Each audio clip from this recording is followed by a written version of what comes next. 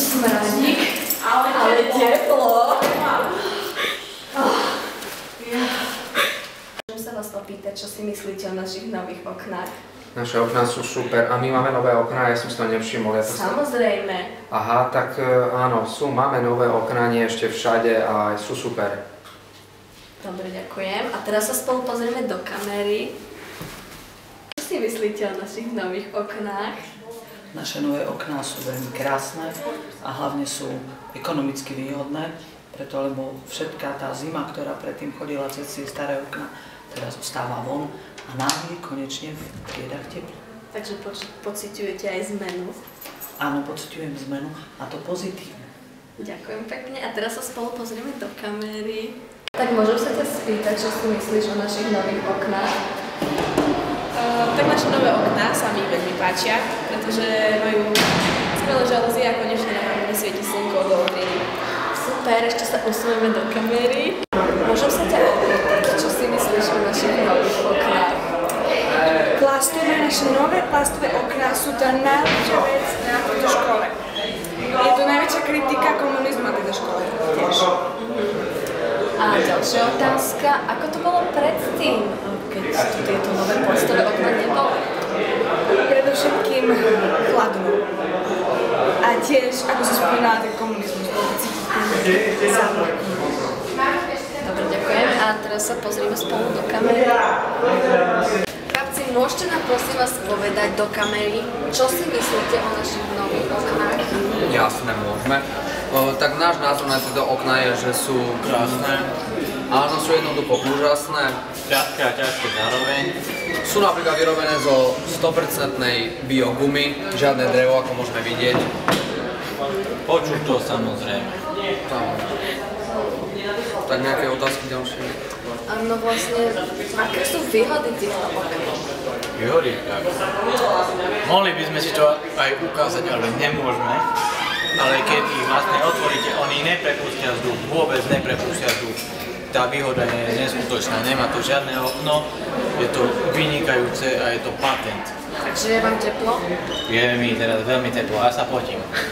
A vy? A ďalšia výhoda je, že sú neprestrelné, ako môžeme vidieť. Poprosím záver na toto, na túto časť. Sú jednoducho neprestrelné. Tak to je môj názor. Je tam dvojstranné krytie, aj keby sa strelilo z dnu, aj zvonku, ani guľka neprenikne. A ako odhadujete cenu týchto okien? Je to vysoká cena, vysoká čiastka, ani ministerstvo školstva nám na to nechcelo prispieť, až my z vlastného vrecka sme si museli vytiahnuť neskutočnú čiastku. Ale 60 eur školné. Dobre, ďakujeme. Aj my ďakujeme. Nám nezbýva čas. Nesmej sa a povedz nám do kamery, čo si myslíš o našich nových oknách? Tak podľa mňa mi nemôžete povedať, aby som sa nesmel, ale keď ste to povedali, tak sa nebudem smiať. Ale takže, keď sme pri tých oknách, okná sú od vrchu po spodoch minimálne veľké. Vysoké. Vysoké a veľké. Vysoké sú. Aj široké, ako tak pozerám. Veľmi široké. A majú viac kľúčiek. A toto je môj kolega Šimon, ináč keby ste sa nespýtali, tak by som vám nepovedal. Ja som Ale ste Šimon. sa nepýtali, tak som vám povedal. Čiže kvalitku ku kvalitám. To okno je tu takto nadštiepené. Viete prečo? Ale to je... Jasné, to môže vidieť. Ale to je... To je lom svetla. To má význam. Lom svetla, normálne viac ide svetla zvon, tuto dovnútra. Znútra nejde von svetla. Počúvajte, ja vám to poviem tak fyzicky.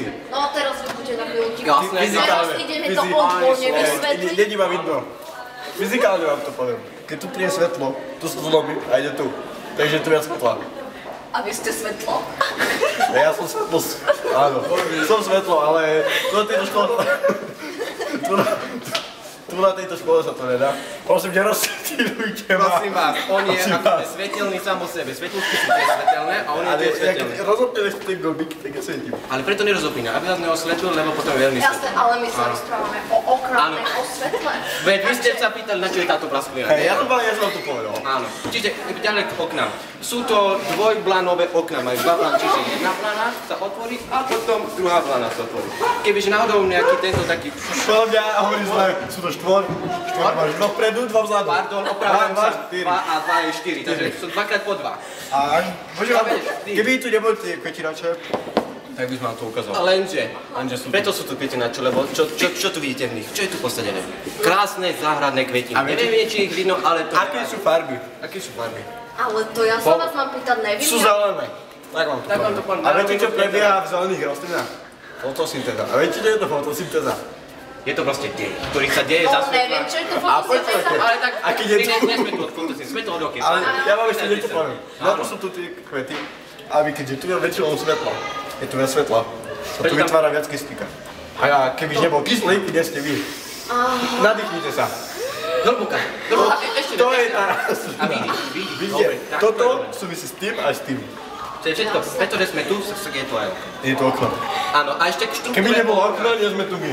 Áno, aj tak sa dá povedať. Proste všetko sú so sebou súvisí harmónia a prírody. A nemáte čas, nemáte vôbec. Nie sme časovo obmedzení. Nie sme časovo obmedzení. Sme? Či sme?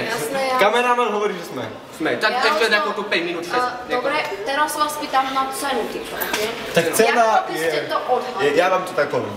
Viete, koľko stojí pyramída v Egypte? No to teda ne. Lebo to hodnotu nemá, lebo to je vysoká hodnota. A takisto je to aj s tými oknami. Viete, koľko Sú proste neoceniteľné. Neoceniteľné. A preto sú nulové hodnoty majú. Nulové hodnoty majú si to Ale kúpiť sa to nedá. Ako chceš. Proste nedá sa. Takže- Viete, ak ste na obchodnom trhu a máte, že buk. A prosím, nekúpite to, lebo sa to bugne. Je to bugnuté, chápete? Nedá sa. A tak je to aj s tými oknami. Dobre, ďakujem vám za váš rozbor. A na Ste veľmi budúce- aktívni. Ja by som to prosím vás ešte... zhrnula. Pozdravujem do kamery. A ja, prosím vás, Bukovské, keď poznáte. Televízu EKG Laura Mlynárová.